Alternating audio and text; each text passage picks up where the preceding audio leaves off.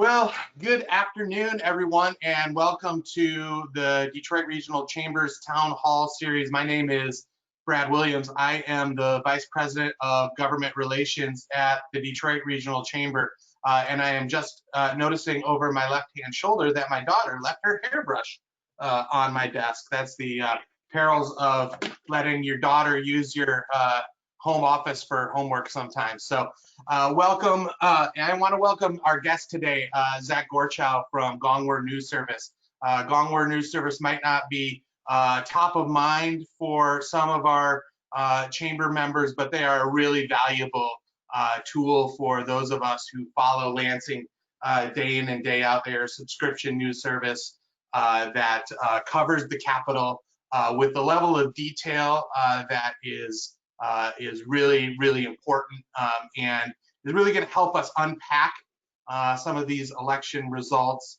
that go beyond just the presidential. That doesn't mean we won't talk about the presidential race or the Gary Peters race, the victory for Senator Peters, but I think we want to try and get down into some of the more localized races, the state house races that have a really big impact on your businesses and what they can do. So Zach, thank you so much for agreeing to be here today.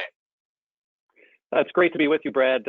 No shortage of material to talk about. It's been kind of an amazing 48 hours since Election Day, and it looks like we've pretty much got all of our elections in Michigan pretty well put to bed, we think, at this point. Yeah, as Zach and I were talking before we turned the computer on so that everyone could see us, I said this is basically going to be like the Zoom call Zach and I would have had this Thursday anyways. Well, maybe not. Since we share a lot of other non-political interests, maybe we won't slip into our talk about Lou Whitaker's Hall of Fame chances, but maybe we can save that for non-election season town hall.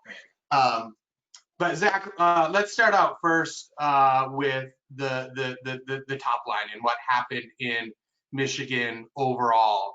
I think both with Vice President Biden and Senator Peters, they both won Michigan, which was not a surprise, but it was tighter for both.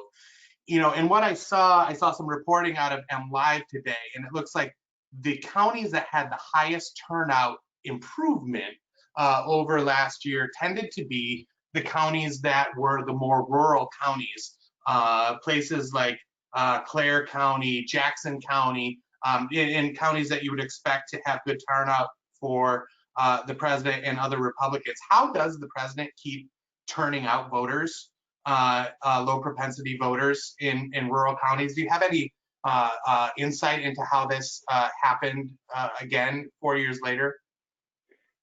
The president just touches a real nerve, both for his supporters and opponents. The Free Press had a reporter up in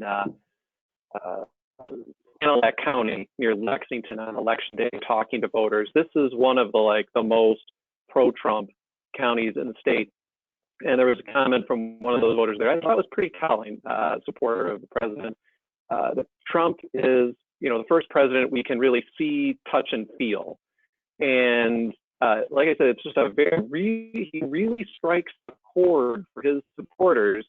And they came storming back to the polls big time. A lot of them sat out the 2018 elections. I think that's one thing we see very clearly in these tighter margins everywhere. And slightly better, better Republican performance in the state house districts than we saw last time. Is a lot of these lower propensity voters who didn't come out, conservative voters who didn't come out in 2018, they were back in force in 2020, and that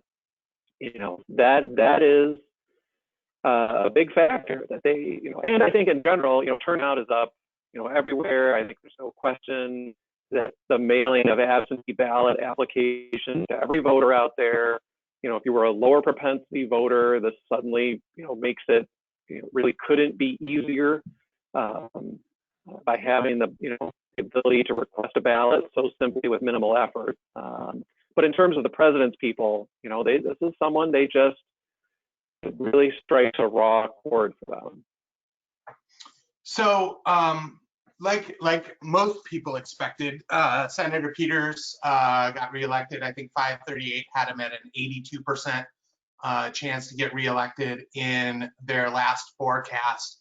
But again, it was closer than expected. And I think most observers will tell you John James ran, maybe the best losing Senate race in Michigan, of maybe the two best losing Senate races in Michigan, and certainly my 20 years, 20-year career. What do you think is the next step for him? I can't imagine someone who's not yet 40 is probably done running for office. Do you think, will we see him again in 2 years, or does he take some time off? Where do you see him maybe showing up next? I mean, that's a great question. He's been through the ringer now, basically twice in 3 years, 2 consecutive U.S. Senate campaigns. This one in particular was all out, and really the last one was to, I'm sure there are a number of Republicans who would love to see him look at the governor's race in 2 years. That's a lot to ask of somebody to, potentially go for a third statewide race in 3 consecutive cycles is a lot to ask. Clearly, I think his thinking going into taking on Senator Peters was he had built the base in 2018, and that President Trump was going to be on the ballot in 2020, and if Trump would just keep it close, or even win the state, it would give him a chance.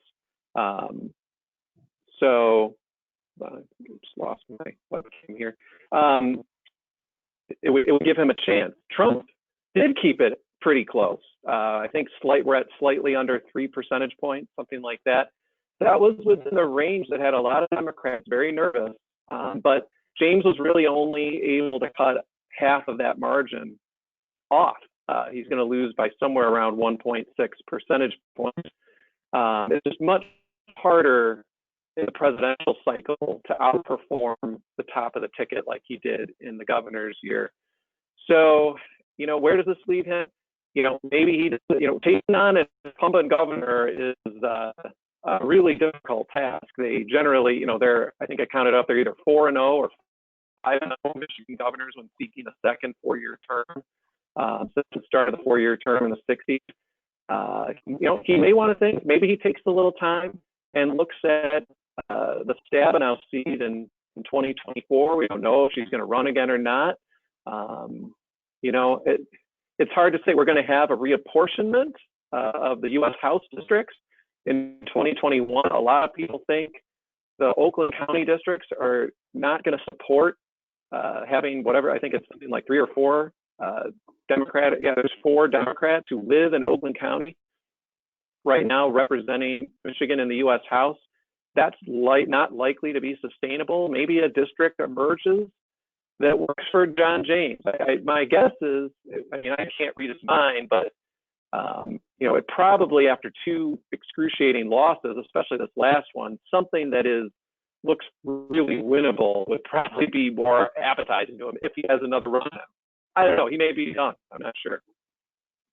So the Michigan House of Representatives was the only kind of leg of the stool between the Senate, the governor, and the House of Representatives that was up this year.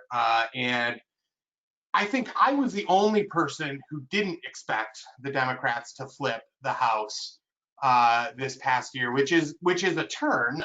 In years past, I think I've been more optimistic for Democrats than they have been in the past. But it turns out it was status quo by and large as far as the breakdown in the numbers. The Republicans maintained a 58-52 majority, it looks like, assuming there's no recounts or anything, but it doesn't look like there's any even close enough races that anything would change in a recount. It looks like Jason Wentworth from Clare area is going to be the next Speaker of the House. What do we know about Representative Wentworth and what kind of speaker he might be? Well, he's sort of a continuation of sort of northern Michigan-ish, north of Lansing-ish speakers that the Republicans have had. He's going to replace Lee Chatfield, who's from Levering in Emmett County. Lee Chatfield succeeded Tom Leonard, who's not from up north, but he is from DeWitt, north of Lansing. Sort of it fits what seems to be the framework of recent Republican speakers. To be in their relatively young 30s or 40s men, and we haven't. Jason Wentworth hasn't had to carry a lot of big issues. He was out front on auto insurance in the auto insurance discussion and legislation in 2019. But he held a number of hearings, but I don't know that we've seen so far. Hey, here's how Jason Wentworth puts together a coalition for a big piece of legislation. There were a lot of huge forces at work there. It wasn't like it was just a Jason Wentworth operation. To me, the big question is, can he keep the same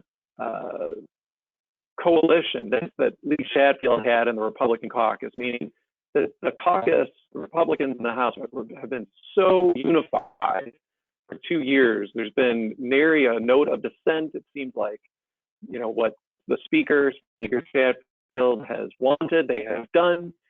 He's responded well to them. And so can Jason Wentworth continue that? He's off to a good start in that he had no opposition to be the next Republican leader. Usually it's when you have these acrimonious leadership races that some problems carry over. But he didn't have that. He hasn't been out as like a big bomb. He hasn't been a bomb thrower like some of the other members of the caucus. So I would say, I'm filibustering this a little bit. We don't know exactly. We haven't seen him have to carry the freight, like I said, on a big issue. He hasn't, called a press conference where he's either did not, stridently denounced the governor or anything like that. So he's going to come into an interesting situation where the governor is running for re-election. There's a very bad relationship between Senate Majority Leader Shirkey and the governor. At times it seemed like Speaker Chatfield tried to, maybe be a little bit more of the peacemaker there. We'll see if Jason Wentworth sees that as his role, or, the Republicans obviously would like to unseat Governor Whitmer. So we'll see if, maybe he and Senator Shirkey, try to put bills on her desk that would be difficult for her to veto. So the one thing you at Gongwer put out a piece, you put it out fairly regularly during an election season, but we used it in a service that we partner with you on called This Week in Government. I believe it was about a week and a half ago, that comes out on Friday afternoons, about the districts most likely to flip. And the thing that when you put this piece out, that list has been narrowing over the course of this election season, because one thing we found this year is that House Democrats, as opposed to in years past, it seemed to me, were really more disciplined than in years past, where they really were very focused on the 3 or 4 seats that they felt like they needed to get to 56 seats for the majority, as opposed to kind of going on wild goose chases of seats they think they might be able to flip. Was that, do you think they stuck to that level of discipline in the last week and a half? And if so, why didn't that work? No, they did not. They were very disciplined for a long time, but they did go off on a couple wild goose chases. I mean, these weren't big expenses, but they did put some money into a candidate of theirs in the Benton Harbor, St. Joe area. They did put money into a candidate of theirs down in like the Kentwood, southern Kent, and a little bit of Allegan County area. That these were kind of long shots. I think there may have been a little bit of angst within the caucus about the wisdom of spending some money on them. That said, I don't believe that had they spent that money elsewhere, I don't think it would have made the difference. These weren't, there was really only one member who lost a close race, that being Cheryl Kennedy up in Davison, Clio area. You know, I think everybody, you know, the Republicans that I talked to, they had given up on that race too. They had stopped spending money on their candidate. The Democrats had continued to spend money for Cheryl Kennedy to defend her. They felt confident she had done all the right things. But it was one of those things with the environment there. It's just a very pro-Trump area in northern Genesee County. This was on the radar as a possible flip. I think by the time of the election, I thought Cheryl Kennedy was pretty secure. It was conceivable that she could lose, but I was certainly surprised that she did lose. I will remind the folks who are listening in that if you would like to submit a question for Zach or for me, but Zach's probably going to have better answers for you, that you can do that in the question tab on your GoToWebinar program. So please feel free to do that, and I will get to as many of those as is possible. Zach, the Michigan Supreme Court went into Democratic control, you know, such that it's technically nonpartisan, but Chief Justice Bridget McCormick, who is nominated by the Democratic Party, won re-election, and then in an open seat, Elizabeth Welch, also nominated by the Democratic Party, won. But we've also seen the Supreme Court, I guess, over the last 5 or 6 years or so, have a certain level of civility and bipartisanship, such that a court can be bipartisan. And it's been so long since the Democrats have had any measure of control over the Supreme Court. It predates my time in Lansing, if you know, except for the few months where they had control back at the end of the Granholm administration. So what do you and your colleagues expect to change on the Supreme Court with the new composition, if anything? Well, I mean, I think one thing to watch for sure is the outcome of things like insurance and auto no-fault cases. You know, that's been an area where you know, businesses have largely had some success, and now, you know, you've got 4 Democrats there. Although I should note, Justice McCormick has been known to side with the Republican justices on some of those insurance cases. I think this is going to be a big test of the nonpartisan aura that court has had in recent years. You know, they elected Justice McCormick, the Chief Justice, even though the Republicans had the majority this most recent term. You know, I would guess she's going to get reelected Chief Justice. And then the big question is, will this sort of power sharing arrangement that she and Justice David Viviano, a Republican nominee, started in the current term, will that continue? Even though she was the chief, Justice Viviano, as the new position of Chief Justice Pro Tem, I believe it's called, was able to continue picking the chief judges of the other courts. That's one of the perks of being in the majority, usually, is you get to choose the chief judge of the Court of Appeals and all the circuit courts, so forth.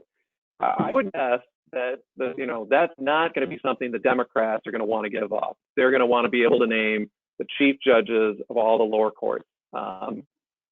You know, that said, you know, I think, you know, Chief Justice McCormick, she told us in a pre-election interview she would like to continue some type of power sharing arrangement. So what it looks like and how it works, you know, we'll just have to see.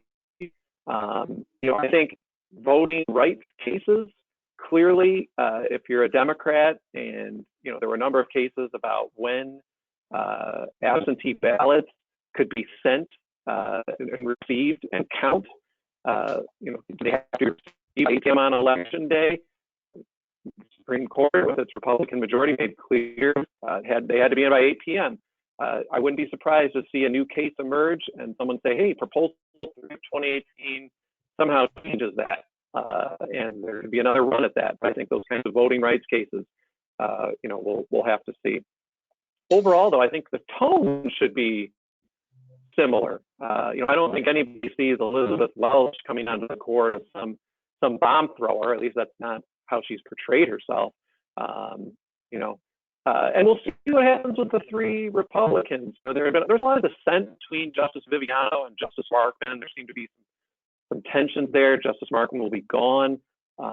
Maybe there'll be more pressure, I think, on three Republicans, Zara, Viviano, and Clement, maybe hold together.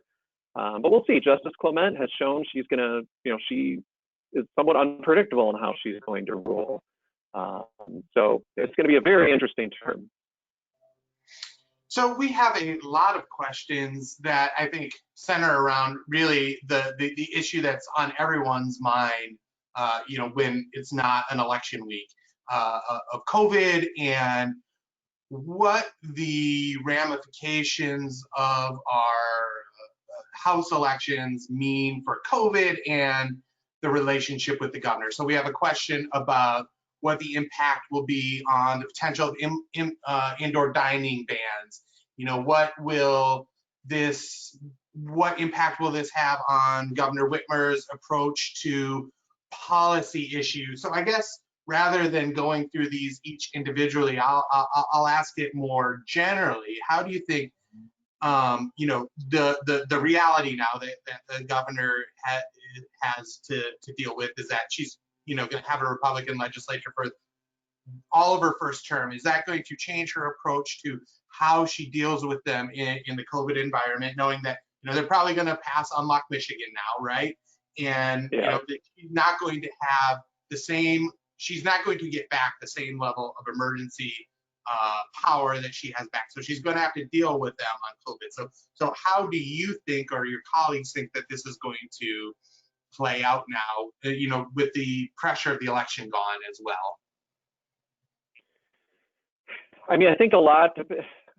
What's the situation between Senator Shirkey and Governor Whitmer? I mean, can that be repaired? Does he think about running for governor? That obviously is going to throw a huge wrench in the ability for the legislature and the governor to try to get something done. I mean, I think a legislative and initiated prohibition on indoor dining or restrictions on indoor dining seems highly unlikely. I mean, Senator Shirkey is opposed to codifying a mandate on mask wearing, which has pretty broad political support among the public. So given that there's no agreement on even doing that, which is sort of the first thing the governor has asked for, is, hey, it'd be great if you could pass a bill that codifies the mask mandate. And Senator Shirkey's made clear he opposes that. It's clearly not going to happen. At least I'd be very surprised if it happens. If that can't happen, I just can't imagine that there's going to be something with indoor dining. I mean, now that said, our case rates and hospitalizations and deaths are all really arcing upward right now. And, if we're headed into as bad a winter as it seems, there may be inevitably, just too much evidence or pressure on the legislature that they have to do more. The governor's trying to act as much as he can to act within the public health code, but it really does limit a lot of the things she can do in terms of having the director of DHHS, the Department of Health and Human Services, issue epidemic orders. That I'm not real, I don't know if optimistic or pessimistic is the right word, but I don't see a lot of likelihood for restrictions to go through the legislature. They did get a number of bills done on things like employer liability, the unemployment benefits extension, notarization, things like that. But it's the Republicans, they just, we'll see. Maybe if the election eventually, if it is the case that Joe Biden is the president-elect and Donald Trump is going to be gone, maybe that alleviates some of the pressure Republicans are feeling not to go in a different direction from President Trump. I don't know. That's just a guess. So, Senator Shirkey, you brought up, has two of his members who have won election to local office on Tuesday night. Senator Pete Lucido is going to be the next prosecutor in Macomb County, and Senator Pete McGregor is going to be the Kent County treasurer. The joy of term limits, means they're going to be leaving their posts early, which means he's going to be down 2 members. You know, in previous Senates, they had so many Republican senators that that would barely even matter, but the margins are a little bit tighter this year. Do you think that makes Senator Shirkey's job any more difficult in wrangling Republican votes to pass legislation? Well, it certainly is going to leave, yes. Now, so far, it's been a caucus that has been pretty tight-knit. We haven't seen defectors or anything like that on a major issue. But if it's, if they're going to be down to, instead of 22-16 majority, it's going to be 20-16, leaving them with 36 members. That means they're going to need 19 votes to pass anything. So they got, they'll have 1 vote to spare instead of 2 right now. So I don't think it's, a huge imposition on things. It doesn't create a huge problem, because, you have divided government right now. You have, I think, you have fewer situations where leadership is pushing a bill that potentially creates issues within the caucus. If it was still, this was a few years ago, and it was Governor Snyder, where it wasn't always everyone, all Republicans agreeing, and maybe Senator Shirkey had to try to move a bill that Governor Snyder wanted. Then it might have been a little dicier, but nothing unites a caucus like a governor of the opposite party. Okay. Well, last question I have for you, Zach, and then we can sign it off. Were there any other surprises that you saw Tuesday night that really left you gobsmacked, that you just never saw coming? Well, it wasn't in the end result, but I was shocked that the Oakland County portion of Haley Stevens' district went for the Republican, Erica Shack. Haley Stevens did win because the Wayne County part of that district went big for her. But, you've got the Oakland communities are places like Novi and Troy. I believe Waterford is in there. I think not West Bloomfield, but you've got, Birmingham, I believe. You've got a lot of communities in there that have seen as sort of like ascendant Democratic communities, part of Rochester Hills, for example. Communities that are trending Democratic. She won that part of the district 2 years ago. And I think what it did show, again, is just because the Oakland County, there were still some lower propensity Trump voters that came storming back to the polls. Gretchen Whitmer carried Oakland County by 17 points. And while Joe Biden did greatly improve upon the 8-point victory of Hillary Clinton 4 years ago, he capped out at 14 points, which I think was maybe a little lower than what Democrats were hoping for. It certainly was enough to get him victory in the state. And that's the bottom line. They really needed Biden to touch 17, 18 points to try to bring in a few of these other state house seats. And I think it does raise a question of the pace at which some of these suburban communities are moving Democratic. That some of them, may be a little slower in coming than others. Maybe some of it is isolated, that there was an issue with Haley Stevens. I don't know. But she lost that area. That, if there was one thing that left me sort of slack-jawed, it was that, because the Republican had no money. No one was paying any attention to him. He was not an A-level candidate by any means. It was, everyone thought that race was in the bag for Stevens. So something weird was at work there for sure. Yeah, I mean, I can tell you, I interviewed him for a PAC endorsement meeting, and I'm surprised that it was as close as it was. I will tell you before we sign off that my favorite nugget of Tuesday night was in 2016. If you go under the basic assumption, that essentially the president and Hillary Clinton generally tied Michigan, right? They both got roughly 2.2 million votes. As of this moment, the New York Times has the current tally in Michigan as Joe Biden getting 2.78 million votes in Michigan, and the president getting 2.639 million votes in Michigan. So each of the candidates got over 400,000 votes more than the previous standard bearer of the party. So I say congratulations, Michigan, on boosting your turnout.